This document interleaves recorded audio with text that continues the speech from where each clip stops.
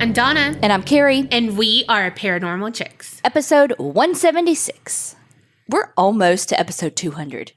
Remember when we got all these lovely cards because we were at episode 100 almost?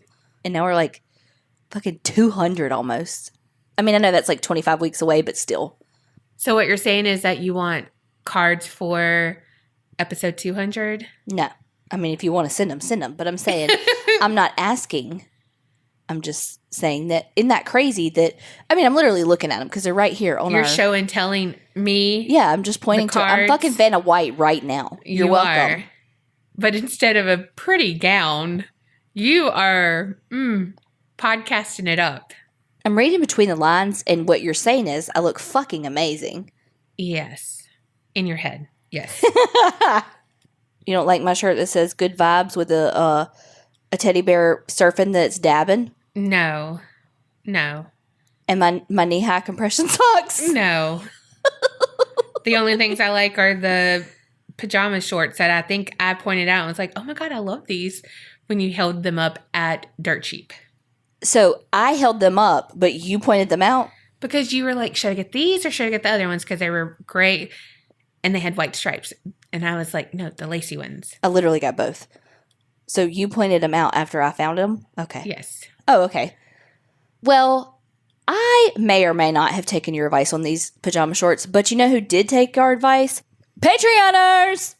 So thank you so much, Megan B. from Florida. Connie B. from Oklahoma. Gabby G. from Washington. Oh my gosh, Brianna G. from Minnesota. Oh, okay. Well, Lindsay W. from Oregon. Hannah S. from Massachusetts. Dana B. from Texas. Bree R. from Washington. Crystal B. from Iowa. And Gull S. from New Jersey. Okay. Thank y'all so much for signing up for Patreon. We hope y'all are enjoying everything. And if y'all want to shout out like those amazing people, head on over to patreon.com/the APC podcast. And we know we say this all the time, but if you can't afford Patreon, we get it. But what we would love for y'all to do is to, spread the word about us. Tell your coworkers, tell your family, tell someone at the gas station, whoever, wherever. If you're in the bathroom, you hear someone at the next stall, just tell them. Or if you don't like talking to strangers, I get it. Carrie would never. But what she would do is leave a review.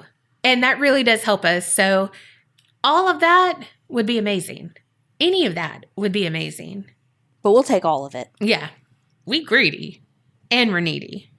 Okay. So my story this week, just a content warning, is pretty fucking heavy.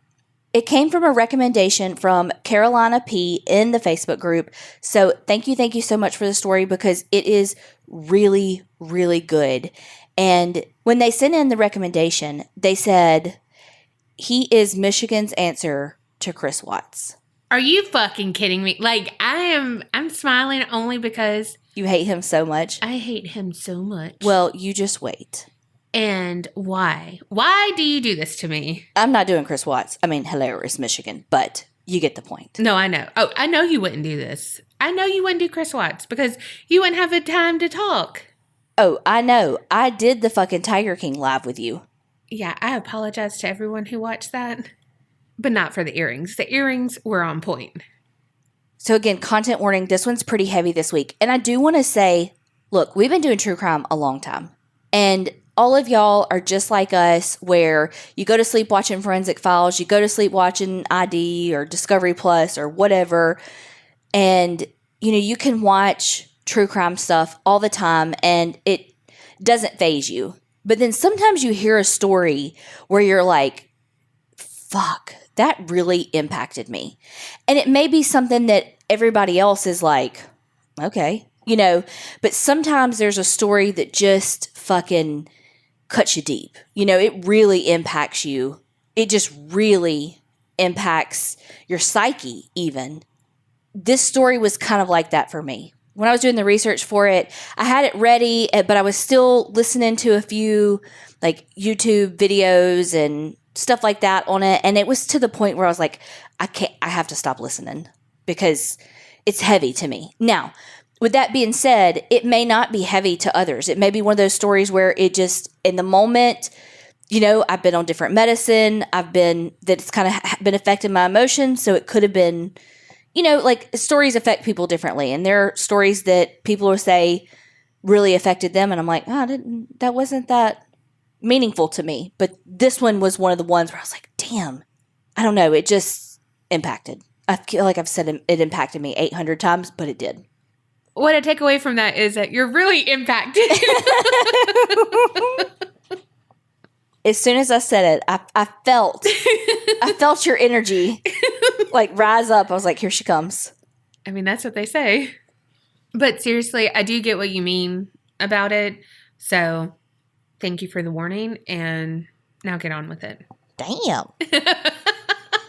So we're going to go back to the early 90s around Detroit, Michigan. There's a guy by the name of Gregory Green, and he's married to Tonya Clayton Green. Tonya had 2 kids from a previous relationship, and at the time, she was 6 months pregnant with Gregory Green's child. There's not a ton known about this relationship, but it seemed to be good in the beginning. But one day, Tonya told one of her friends that Gregory was acting different. She said that he had become more aggressive and violent, and she told her friend it was like something switched in him.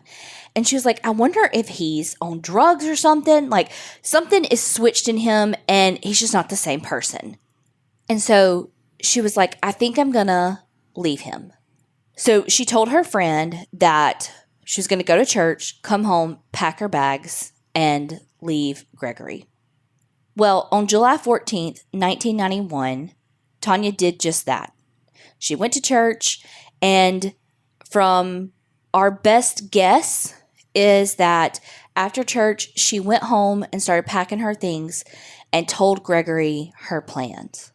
He was having none of that. I don't know if he couldn't handle the rejection or if there was other domestic violence that had been happening, but when she attempted to leave, Gregory went to the kitchen, grabbed a knife, and began to stab Tonya. He stabbed her in the cheek, the neck, the chest, her back, her stomach. And all of this was happening while one of her kids was upstairs hiding in a closet. After Gregory brutally murdered Tonya, he sat down, called the police, and told them what he did. So the police come and arrest him. He initially tries to plead insanity, but they did psychiatric tests on him, and they were like, you're fit to stand trial. There's no evidence, like, you're fine. And so he ended up being sentenced to 15 to 20 years in prison. So Gregory Green, when he was in prison, was pretty much a model inmate. He had gone up for parole a few times, and his parole was always denied because things like they felt like he didn't show a lot of remorse and that kind of thing, because he had pled not guilty. And again, he just didn't show any remorse. And so the parole board was like, no, you killed your pregnant wife while her child was hiding in the closet. Like, no, we're not paroling you. With a knife. Right. Brutally stabbing her. Mm-hmm. So when someone's going up for parole, they can do like a letter writing campaign type thing so that they can get out of prison. That's basically what Gregory's family did. His mom wrote a letter to the parole board being like, hey, Gregory has grown so much. He's matured over these years. If you let him out, he's got a place to stay with us. We've got a job lined up. He's going to go to church with us, all these things. And his sister would write letters and say, he found religion while he was in prison. And he had this pastor Harris, who wrote letters. And in one of those letters, the pastor said that he's noticed, quote, a great deal of growth, and his understanding has matured quite a bit, as well as his processing skills. He said if he was to be released, he would become part of our church community and we would help him adjust. The pastor also says in his letter, quote, Gregory and I were friends before his mishap, and he was incarcerated. Mishap? His mishap? So it it was a mishap when he stabbed his pregnant wife to death. Okay. And the baby died. Okay. It was a mishap that you didn't say murder. Yeah. He went on to say that he was a member of the church and that he feels like he's paid for his unfortunate lack of self-control and the damage he's caused as much as possible, and he's sorry. He's paid as much as possible? No. I don't think so. Well, Gregory had all these people that were supporting him, and I never saw anything where Tonya's family was saying like, no, don't let him out, don't let him out. I really didn't see much on Tonya. Hell, they probably didn't think they had to. Right. He brutally murdered their daughter, their sister, whoever she was to them, and her unborn child. Yep. Well, the parole board also looks at their record when they're in prison, and his is almost spotless. The only incident that he has in prison is one where he got in a fight, like a fist fight, with another inmate over the TV, which we know, like, TVs and phones are like the shit they fight over, right? You know, because we know all the things about prison. I mean, we watch Lockup, but it's like, okay, I watch Lockup. And 60 Days In. Yeah. But that's his only, like, incident / write-up on his record. And, you know, the guards are even like, yeah, he's respectful. He's does what he's supposed to do. All the things. He's been a model inmate. Because that's his end game. Right. And his manipulation and all of that. And like I said, he had gotten denied parole in 2004 and 2006. But in 2008, he was released on parole. That's so fucked up. Some sources said that the parole board was comprised of more than 5 people, and that 5 people of whatever that number is allowed him to be paroled. Some sources said that the parole board was comprised of 3 people and that 2 of them said he could get out. Yeah, that's fucked up. I think it should be unanimous. I mean, this person's going back in. Well, I don't know. And then you think there could be one person that's an asshole. And it's somebody, you know, or that you never has know like their an agenda. Right. And you never know their belief systems. And yeah. Well, it should be noted, though, that because of his good behavior, he would have maxed out his sentence and all in 2012. So he got out in 2008. So, I mean, 4 years is 4 years. That's still ridiculous for him to have brutally murdered someone and gets out in 16. Yeah.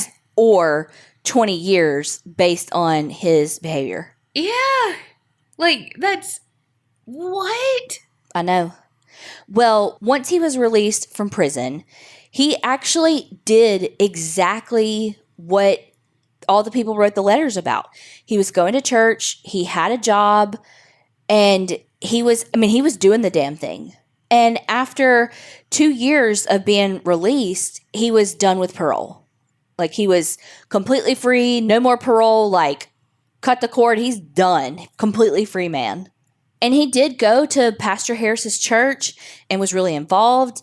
And over time, actually started developing a relationship with Pastor Harris's daughter, Faith Harris.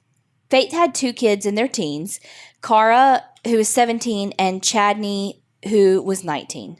I think his name is actually Chadney J. Allen Jr. And over time of getting to know one another through the church, they ended up developing a relationship. I feel like we can assume that Faith knew about his past because her dad advocated for him to be paroled. And Pastor Harris is like a civil rights activist, and his ministry is really in the prison system. And so this is his passion. So it makes sense that, you know, they would be so welcoming and supportive and like, okay, you know what? You served your time. You've clearly moved on and you've learned from it. Like, okay, let's try this. Yeah. Well, it's good to know it's not just lip service. Yeah. You know? Yeah, they really are like putting their money where their mouth is. Faith and Gregory ended up getting married. And just like with Tonya, things were going really well with their relationship in the beginning. They had 2 kids of their own, one named Coy and one named Kaylee. But just like with Tonya, one day something just kind of changed. And he started becoming more aggressive. And Faith was like, I'm not doing this. I want a divorce. At one point, Faith had actually filed a protective order against Gregory, but it was denied by the judge for insufficient allegations for a PPO at this time, which is like a whatever protective order stands for. So what I gathered from the story is that basically he would tell her like to get out of the house, but he would keep the kids. But he was like being mean and abusive and like telling her to leave. But if you leave, like you're not coming back in. And she's like, well, I don't want to leave and not be able to get back in and not be able to get to the kids.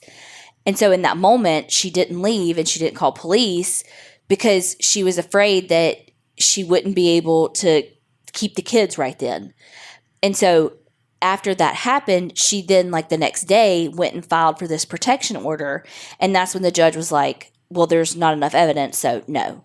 And I'm like, okay, so if a woman is saying that I need a protective order against my husband, like, do you not look at their past criminal history? Right. So, like, is it not a thing to be like, oh, well, they have a history of, like, domestic violence or whatever? Like, is that not a, like, if someone's getting a protective order filed against them and I was like, you know, I don't really think there's enough evidence. What's their history? Oh, shit. Yeah, you get it. You know? Right.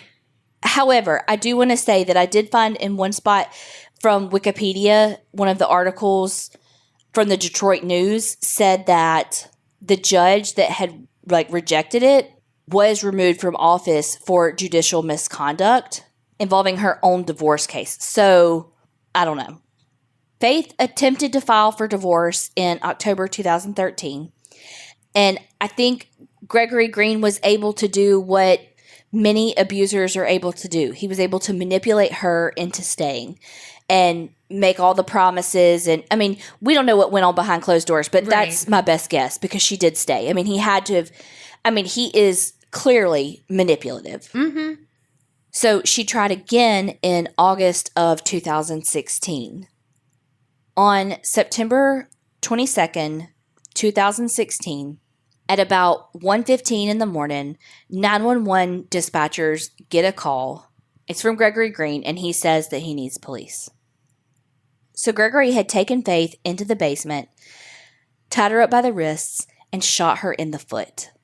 He then took a knife and slit her face from ear to chin. What weird injuries. Well, he didn't want her going anywhere. Then he took his two biological kids, Coy, who is at the time 5, and Kaylee, who is 4. They had just had Kaylee's birthday, and the decorations were still outside of the lawn. Oh, gosh. He took the 2 little kids into the garage, placed them into the car, and turned the car on.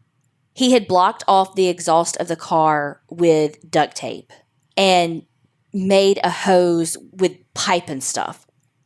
And Coy and Kaylee both died from the exhaust, from carbon monoxide. Oh, gosh. He took their bodies, took them back into the house, and laid them in their beds. Now, Cara and Chadney are actually in the house. Gregory then took both of the older kids down into the basement where Faith was injured. He made them kneel down in front of Faith and shot them both execution style 3 times in front of Faith. Oh, my gosh. I don't think I said this, but when he cut Faith's face, he used a box cutter. Ooh. Yes. After he murdered the 2 older kids, that's when he went outside and called police. When police got there, they saw one of the most gruesome crime scenes that they had ever been to, and most heartbreaking. They found Coy and Kaylee laying in their beds, dead from carbon monoxide poisoning. That it should be noted, he had gone to Home Depot before to get the stuff to be able to make the exhaust system to kill the 2 youngest. So this was something that he had planned. This was not a spur of the moment decision like, I'm going to do this now. She's about to leave me. No, he had planned to do something because Yeah. he had bought all of this at Home Depot. And then police get into the basement and they see Kara and Chadney dead execution style. And they find Faith, who is still alive, with the gunshot wound to her foot and the slit across her face. Faith ended up surviving. Gregory Green was, of course, arrested and ended up pleading guilty. We have literally no motive. We know nothing. He pled guilty, but he was sentenced to 47 to 102 years in prison. And so even if he got out in 47 years, he would be over 100 years old, Yeah. So he's going to spend the rest of his life in prison.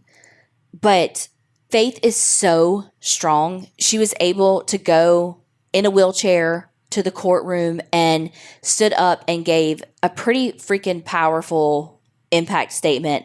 She told him, "You're a devil in disguise. You are a manipulator and we've got your number now," basically. She talked about how there's just this loss in her that is never going to be fixed. And that's what he wanted. He wanted her to live. He wanted her to hurt the way that he feels like he's hurt. I think this is my take on it. I think that he could not handle rejection. And anytime that Tonya or Faith were going to leave him was when he lost it. He could not handle it because he couldn't handle the rejection. And so he wanted to hurt Faith as much as he possibly could because in his narcissistic sense, she hurt him. And this was the way to hurt her, was to kill her kids and make her watch it and then make her live her life, one, with a scar on her face because she still has it, that she has to see every fucking time she looks in the mirror, and live every fucking day without her kids. Yeah, what a shit human. She talked about in her statement, too, that her parents had both been in and out of the hospital because of the trauma and the literal heartache. They are dying because of the heartache. Her dad had a stroke. Could you imagine? I mean, he supported this man and his mishap, but he supported this man to get out of prison. And then I wonder too, he's a pastor. I wonder if he officiated their wedding. Oh gosh. And then he murdered his 4 grandchildren and brutally attacked his daughter. Yeah. Well, he's in prison for the rest of his life, which is where I think he should have been the first time. Yeah, he should have never got out. But this story, obviously it's a heartbreaking story. So many people lost their lives to him. Yeah.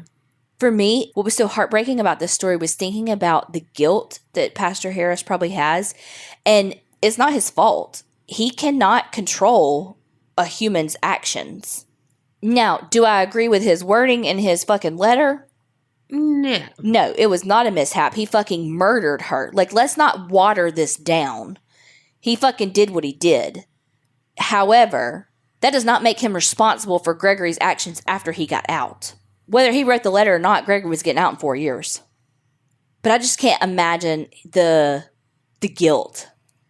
And then I just think about Faith and just this. Can you imagine the size hole in her heart? Mm-mm. But for me, again, it was just thinking about just this hole in her heart that, she's just going to have to live with every fucking day. And it felt so crushing to me. I just could feel the weight when I was doing this story. And again, maybe it's the medicine I was on. I don't know. But it was I just could feel it. And it just made me so fucking sad. I don't know how she gets out of bed every day. A few things I listened to were comparing, of course, this to Chris Watts. And they were saying, why did this not get as much publicity as Chris Watts and all this stuff? But, this man literally killed his wife twice. Mm-hmm. But Chris Watts, played a part. Mm-hmm. Like a character. They were missing. He Right. was on TV. Exactly. That's not what this guy did. And so people on a larger scale felt duped by him. And that's why people were so wait, what? Mm-hmm. But on a smaller scale, they were duped by him. This is another one of those stories, though, that it's it's really hard to not be like, I wouldn't have ever fucking married him. You know, it's really hard to be like, yeah, but he murdered his first wife. Like, what did you know? You don't want to victim blame because we can't. That's not fair. Because again, no one is responsible for someone else's actions. Right. But also, I wouldn't marry a killer. No, I don't forgive. No, you fucking don't. Mm-mm. Donna will eliminate you out of her life in a second. Donna will be like, you did me wrong. Bing. Bye. No ifs, ands, or buts. No qualms about it. Besides Marbu, she's mean to me all the time, but I keep her around. BT does, because I brought Marbu up. She turned 10 on the 28th. Happy birthday. She's so old and I love her. I think that no matter what you think about the pastor's decision or her decision, no one deserves to go through what they went through. Like, that is fucking horrible torture and trauma that they're going to have to live with every single day of their lives. Yeah, no, that's unimaginable trauma. This affected you so much. And of course, we're on opposite, I'm more tight-lipped right now just because I can't vocalize what I feel about it, I guess. I feel like you can't wrap your head around the decision to be with him. Right. Yeah. I completely understand that. And I think that this story can elicit some pretty strong emotions from people, because some people are going to be like, well, she shouldn't have fucking married him. What'd you expect? I'm not saying that that's what you're saying right now. This is an example. Some people may feel like, well, she knew what she was getting into, marrying someone who killed their wife and unborn child. Like, what did you think was going to happen? Well, he's also a master manipulator and had literally manipulated his family, her family, the fucking judicial system. I mean, he had every single person that he came in contact with fooled. The guards, everybody. And he was able to live for 16 years in prison, which, of course, when you've, all you got to do is, get up and go eat and come back to your bunk. Fine. Yeah, of course you can follow the fucking rules. But he's a master fucking manipulator. And I don't know. I just keep going back to just those poor babies. Those poor kids. Yeah. No one deserves to lose their kids, especially like that. Oh my God. In front of her. No. I truly do not know how this woman gets out of bed every day. Yeah. So hopefully your story is not as sad as this one. No, but mine does start with tragedy. Picture it. New York City, 2005. New York City? That's right. Were those commercials? Oh, yeah. I hated them. I know, but I still quote them all the time. Same. Clearly. All right. This story is about the Meyean family. And when you think of a blue-collar family in New York, that's what the Meyean family was. Curtis, the husband and father of the family, he was a firefighter. Jeanette, the wife and mother, she always knew there was danger with Curtis's job. And they had both tried really hard to prepare their two daughters for any tragedy that may occur. However, no one really thinks anything bad will ever happen. And the Meyean family wasn't any different until January 23rd, 2005. That's the day that forever changed the Meyean family. On that day, there were two fires that cost 3 firefighters their lives and left 4 seriously injured. Gosh. In one of the fires, the firemen had to make a choice of jumping from the 4th floor window of apartments or being burned alive. And Curtis Meyean was one of the firemen who lost his life. That day became known as Black Sunday and was the deadliest day for New York Fire Department since 9/11. Jeez. And even though Jeanette and Curtis had a plan if something happened on how they would tell their girls, on this day, Jeanette was at a loss. She couldn't find the words, but she did find the strength. and she told them about their father's passing. It was a sorrowful day they sadly will never forget, and according to Angela and Deneen, the daughters, it still feels just like yesterday when their hearts were broken with the news. So, like I said, it was a big deal for the fire department, and so there was lots of press coverage because some said the firefighters lacked communication, and that's what caused them to lose their life, like they ended up staying too long inside. But others said it was building code violations that caused this. So it was just a media circus. Because, of course, everyone's going to blame everyone. Uh-huh. Well, and that just all compounded the grief that they were all feeling and made it that much harder to move on and heal. Jeanette knew that they needed a clean slate, and if they were going to heal as a family, she knew she had to look for somewhere else to live because they were staying in a house that Curtis had helped build. So she found this house on this 1-acre lot, which was unheard of in Long Island, which is where they currently lived, but they were more in the city, and this was, further out. And so she was like, okay, this is going to be the change we needed. Well, even though it had a big plot of land, there was a lot of fixing up that needed to be done with the house. Give and take. But you know what? Curtis's coworkers stepped up and they were like, you're still family. We got you, boo. So they tarped the house because they proceeded to work on it. They had to remove doors, windows, all the things. And that's why they had to tarp it. So no elements got in, nothing was broken into, all the things, whatever, construction shit, whatever it's called. Yeah, you don't even know what it's called. Well, Jeanette isn't a dummy, and she was like, okay, we're installing security cameras, and so they did, all over the property, and of course she could monitor them remotely from her laptop. Well, dang, in 2005? Mm-hmm. Okay, girl, we see you. Right? Well, the first night, she was eager to see what was going on that night and just to see if she could catch anyone up to no good. Something that I would be doing nightly. Forget reality shows. I just have that up 24/7, people watching. Mm-hmm. I'm creepy like that. Anyway, she's drinking tea, or she might be weird like you and can drink coffee and then go to bed. But she's drinking and she thinks she sees something or someone on her property on that camera, but it's just a black figure. But it looks like a man. So, of course, she moves in closer because we all do that. We think we can get a better view even though it's grainy as fuck.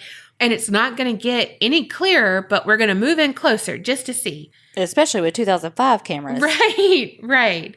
But when she does, the figure's gone. So she reasons it away as being something on the lens, an animal, because it was gone as quickly as it appeared. And if it was a person, she would have been able to see them in multiple frames. Fast forward to one night, Angela, the oldest daughter, she was having a hard time sleeping, something Carrie knows nothing about. Well, she said that she couldn't shake this sense of unease. It was just this anxiousness that had her roused and restless. And then she realized why she was uneasy. Because right then she could hear sounds. There was this knocking on the walls.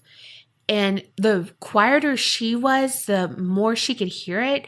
And it seemed to be coming from inside the walls, not from outside of the house. And at first it was quiet, but then the more attention Angela gave to the sounds, the more precise and forceful the knocking became. Unbeknownst to Angela, her younger sister Deneen, she was experiencing something similar.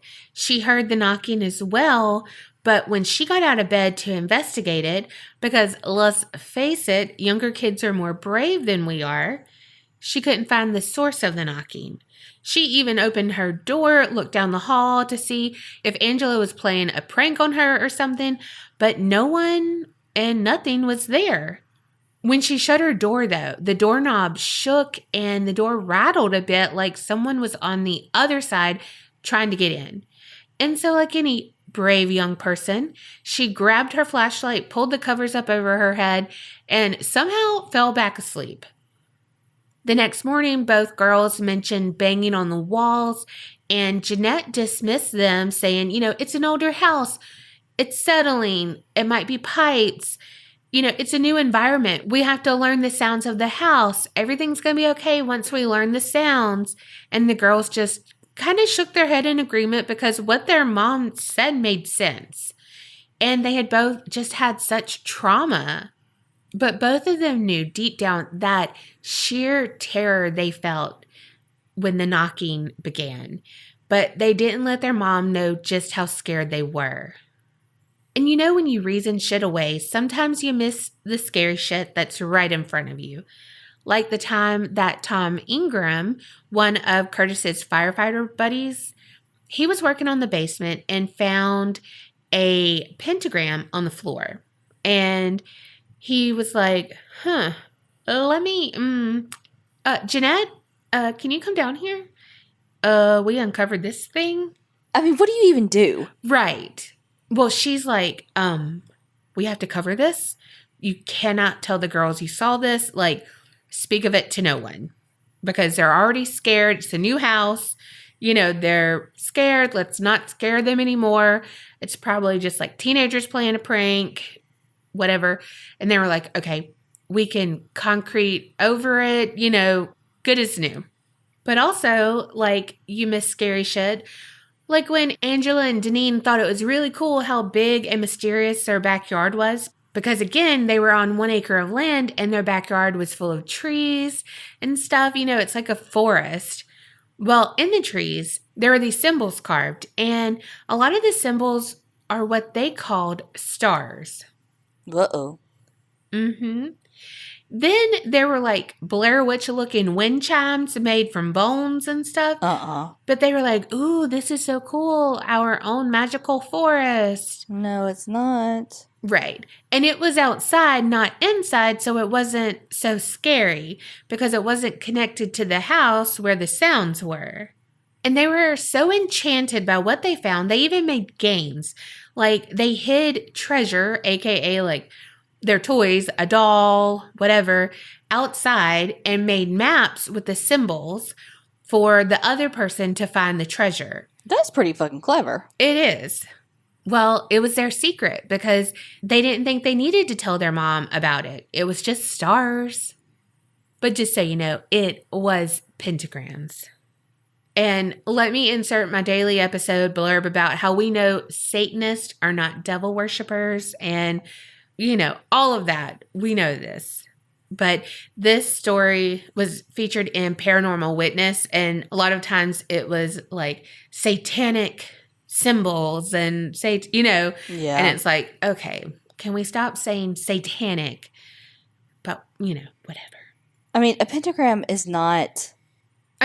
Look, I'm just going to be honest. If I found that on my floor in my basement, I'd be like, oh, I need help. Yeah, for sure. Because the people, I feel like, who aren't using it for weird shit wouldn't put it on the floor. Exactly. So a few days later, Jeanette left Angela in charge and left her a few chores to do as well. Because, moms, they're like, get this shit done. So Angela was cleaning out the kitchen. And again, she just was restless and she felt watched. And she just knew she was not alone.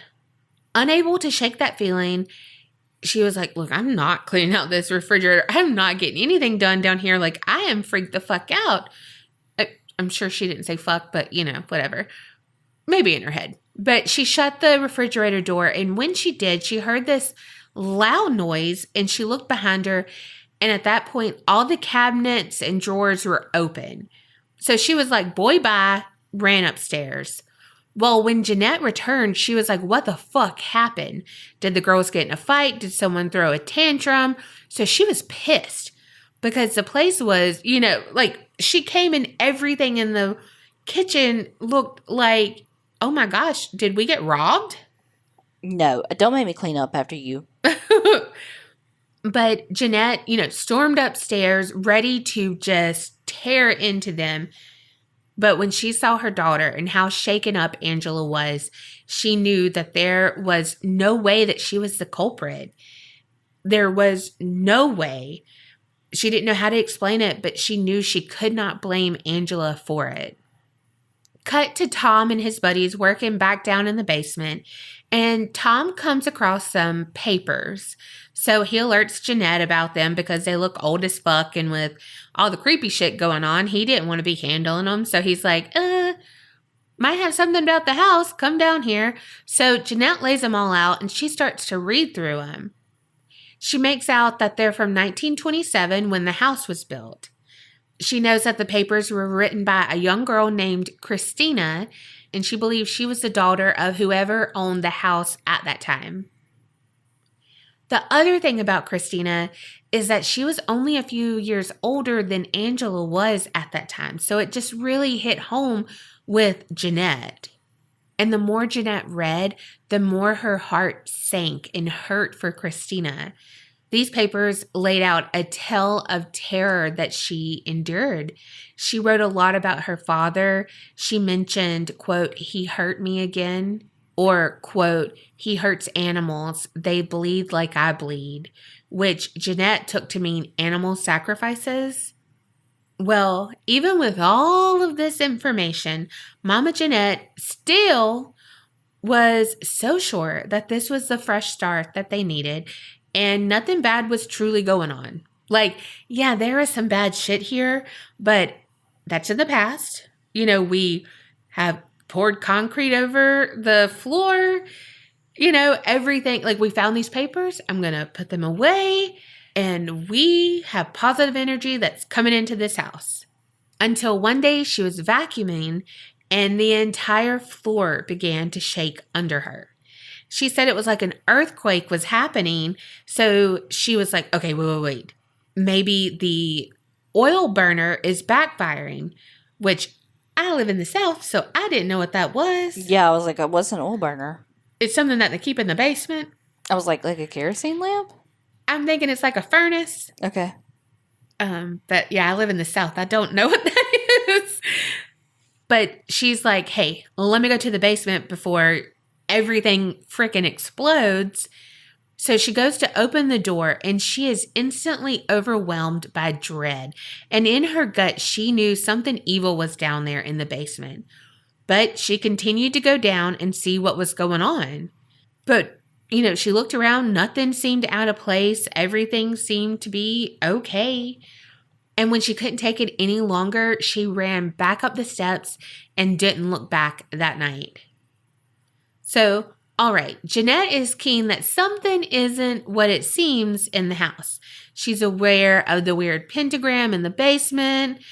Now, you know, what happened in the kitchen with Angela. And so now she really couldn't dismiss the knocking that the girls had told her about before. Everything is coming together. She's hyper aware now. Well, fast forward a few weeks and Deneen was showering, but was super uneasy because she felt like she was being watched. At that same time, Angela was hearing some disembodied voices. They were whispering, but just to that point where you couldn't make out what they were saying, but you knew they were saying words. So she's like, okay, I hear something. Let me try to follow these voices. Like, who's downstairs? You know, whatever. The more she listened, she was able to hear Deneen's name. So she went to look for her sister. So cut to Deneen being super on edge, feeling like she wasn't alone in the bathroom. And then that frightening realization that she was correct. She wasn't alone. There was this shadowy figure right outside of the shower. And so Deneen started screaming, and Angela tried to open the door, but she couldn't, like every horror movie we've ever seen. Jeanette heard all the commotion, ran up to help her daughters, and finally, just before Deneen was sure that the shadowy figure was going to attack her, the bathroom door flew open. Her sister and mom were there rescuing her. And at this point, Deneen was on the floor of the shower, and Jeanette said it looked like she was having a seizure just because she was shaking so violently. Jeanette didn't know what else to do, but she was just going to lead the girls like to her room and try to calm them down. But right when they got out of the bathroom door closed behind them. And then they heard that whispering again. And it grew louder, and they could hear that it was chanting. And they said it seemed like a ritual was going on. And it started to grow louder and louder. And so they ran to Jeanette's room. And all she could think to do was to tell the girls to call on their dad to help them. And Angela, the oldest daughter, said that she remembered thinking that this was a time that she really needed her daddy. And if he was there, everything would be fine. And so they did. They, talked to him, begged for help. And finally, it seemed to bring peace for that night. That was the last straw, though, because now her daughters were being attacked. So she asked one of her friends, Tony Bada, a corrections officer, to check out the basement and just to make sure that no one could get in from there. And also, she told him about the journals from Christina she found and the pentagram on the floor and just, trying to make sense of it all. So he agreed because he knew she was going through a lot and he was friends with Curtis. So he was like, okay, let's do this. He went down to the basement. He was investigating when a door started to rattle. So he thought maybe the outside air was making it do that or whatever. But when he finally opened it, there was nothing behind it. It wasn't to the outside. It was like a closet. So he was like, and went to turn away, and then the door slammed shut. Tony said he is only scared of his dad and his dentist, but now that basement is on that list. Damn. Also, when I first wrote that down, I put IRS instead of dentist, so I don't know what that says about me. Why did I say the IRS first? I don't know, but why did you say that out loud? No, I'm just kidding. So Jeanette sought help from a priest. He walked through the house and he gave her a little vial of holy water, some other tools to use along with her faith. Like your faith will carry you through, but here's some other stuff. He didn't do an exorcism, but Jeanette was like, look, that holy water, that ain't going to do it. And so he ended up giving her like basically gallons of holy water later on, but that still wasn't enough. One night, Angela was out swinging in the backyard because she just needed a break from being inside where she felt watched and felt oppressed. Well, Jeanette was in the kitchen and she saw that Angela was outside and it's not a well-lit area. So Jeanette was like, you know what? I'm going to pull up my laptop and watch her from the security cameras that we have on the perimeter. And all was good until the next time Jeanette looked up at the camera and saw Angela basically surrounded by a group of cloaked figures that reminded her of that figure that she saw the first night that she was like, wait, what is that? So, of course, Jeanette sprinted outside, and when she opened the door, she heard Angela screaming for help. And now Angela's on the ground. No cloaked figures around her at all, but Angela's screaming how they're going to hurt her, that they have to leave this house. They're not going to stop until they hurt her worse. Finally, Jeanette calmed her daughter down enough for her to tell her what happened, and Angela said that she was swinging, and the next thing she knew, she felt a push from behind, but it wasn't like a push to go higher. It was a push to the ground, and she heard a loud pop and felt really bad pain. They went to the hospital, and well, she had broken her ankle in several different places. Poor baby. Well, later that night, when they got back from the hospital, Jeanette took some of the holy water and she poured it out around the swing. And so when I watched The Paranormal Witness, it just cracked me up, but she was at her wit's end. Yeah. And all this on the heels of losing, like, the love of her life. Right. And having to deal with your emotions, your kids' emotions. Yeah. Well, and now Jeanette's a single parent, and so sometimes she would have to leave the girls alone, like when she had to pick up Angela's meds or doing grocery shopping, that kind of thing. But when she would do this, she would make sure to do it during the day because the activities seemed to be focused at night. Why's the activity always going to be at night when I'm trying to fucking sleep? Right? Because that's when you're at your weakest. Well, I don't want to be. I want to be asleep. Oh, gosh. Well, this one time, Jeanette had left Angela at home, and so Angela was just chilling up in her room, but she thought she heard her closet door. It was like a tapping sound coming from it, and then it was shaking. But then this black figure came out of her mirror on the closet door. What? Yeah, like the mirror kind of looked like like Alex Mack. Yeah. When the black figure bent down and walked through. Yeah, because Angela described the black figure as being super tall, like almost 8 feet, with horns, a tail, claws, and she said the figure smelled like rotting dead flesh. Ooh. Well, Angela has a broken ankle, so she could not run. All she knew to do was to hide underneath the bed. And so she grabbed the house phone and called her mom. So picture taken when she's underneath the bed.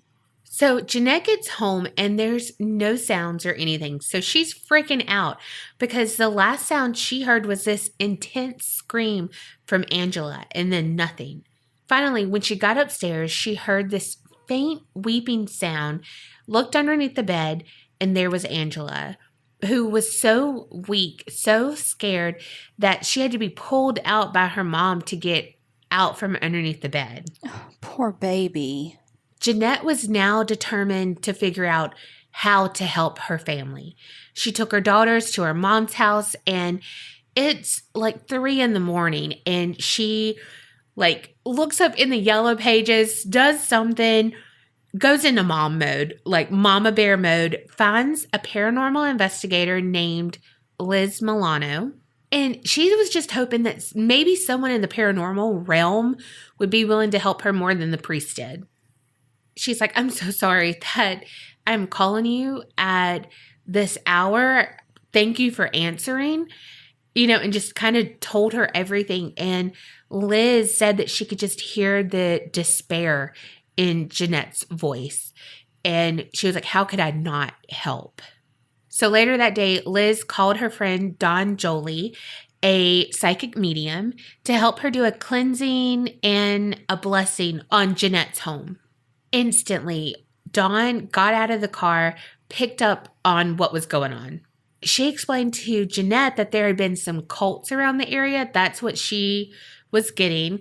And specifically in that house, in the basement, is where they would do some rituals.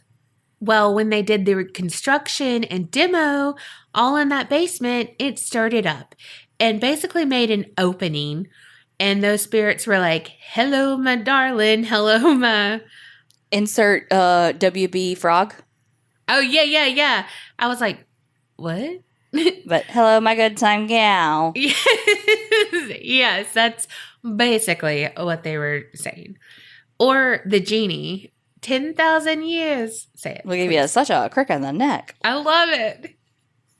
So with all their cleansing and stuff, they do the salt line around the property and all of that. They head to the basement. They heard chanting, screaming. Liz said it sounded like they were in battle. Then remember that shake, rattle, and roll door that scared Tony? Mm-hmm. There was this energy. They said it was like a fireball of demonic energy that came from that door all of a sudden right at them, but then it just disappeared. And when that fireball disappeared, everything was quiet. The cleansing worked, and the family continues to live in that house, and they continue to cleanse the house every 3 months. Now, that isn't to say that they don't see ghosts, because both girls say that they have seen their dad's spirit several times. Angela told the Post in an interview that, quote, "I see my dad in this house walking through the hallways checking in on us, and it's nice to know he's watching." Okay, so I don't know what this has to do with anything paranormal. And maybe I'm way out of line here because maybe this is the theme for this episode. But while researching, I did find an article that Jeanette was interviewed on, and it was about Angela. And at the time, Angela was 21 years old and had been in rehab and was 14 days clean at that time. Apparently, she had been addicted to heroin since she was 11 years old. The daughter? Yes. And that was right after her dad died.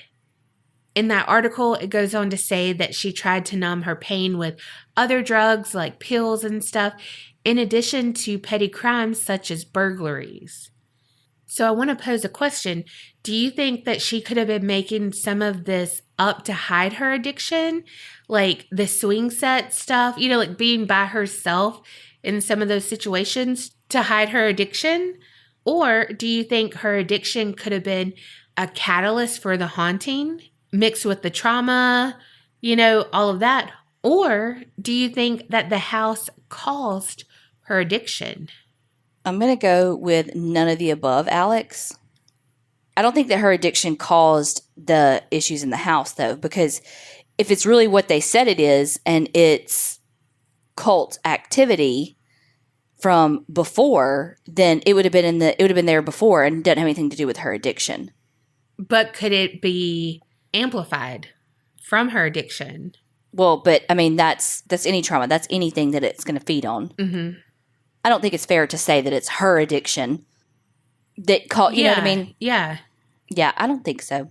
Do you think all of it was paranormal activity all the time? I mean, impossible to say. I mean, probably not, but I also am a skeptic. So I'm saying no, Well, I'm saying knowing that at 11, saying that a lot of it was with Angela, and now it's coming out that she was dealing with this addiction. Yeah, probably not. I mean, it probably wasn't. But I also think that probably majority of the time it's not paranormal when people think it is. Yeah. I don't know. Like, when I saw that article, I was just like, Some of the instances I could kind of rule out then with Angela. I don't know. I feel like that's a lot of responsibility to be put on an 11-year-old. I don't think that's fair. Yeah. It feels ick to me. I could see that. I don't know. I don't like it. I said that it would probably be a little but after I saw that, I was like, Yeah, I don't know. It feels ick.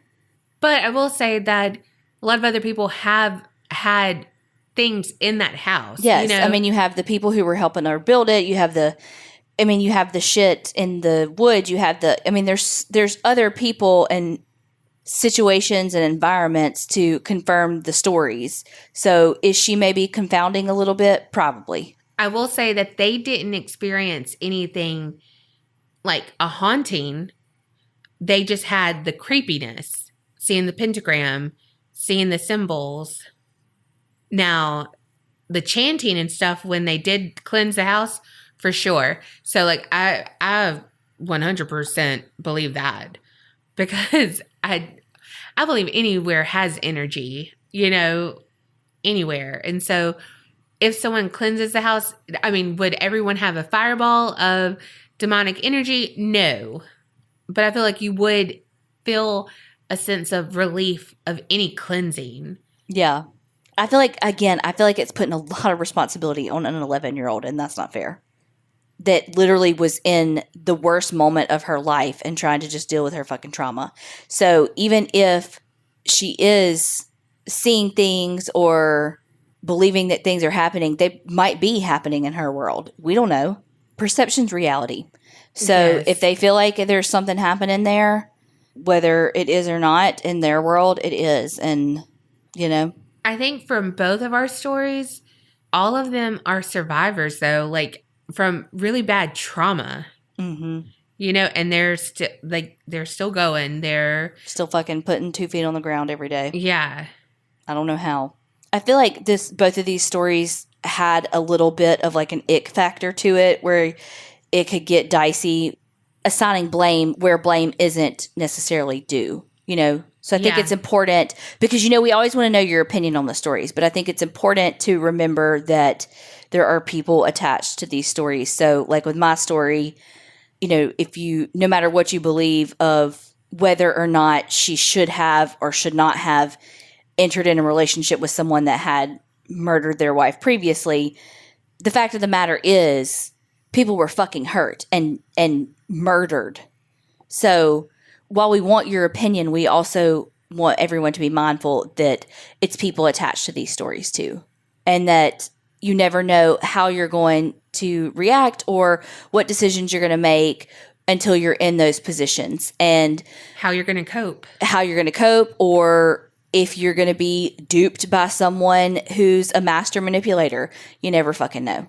Right. So I think that's important. Yeah, definitely. Oh, these are heavy stories. So, y'all let us know what you think.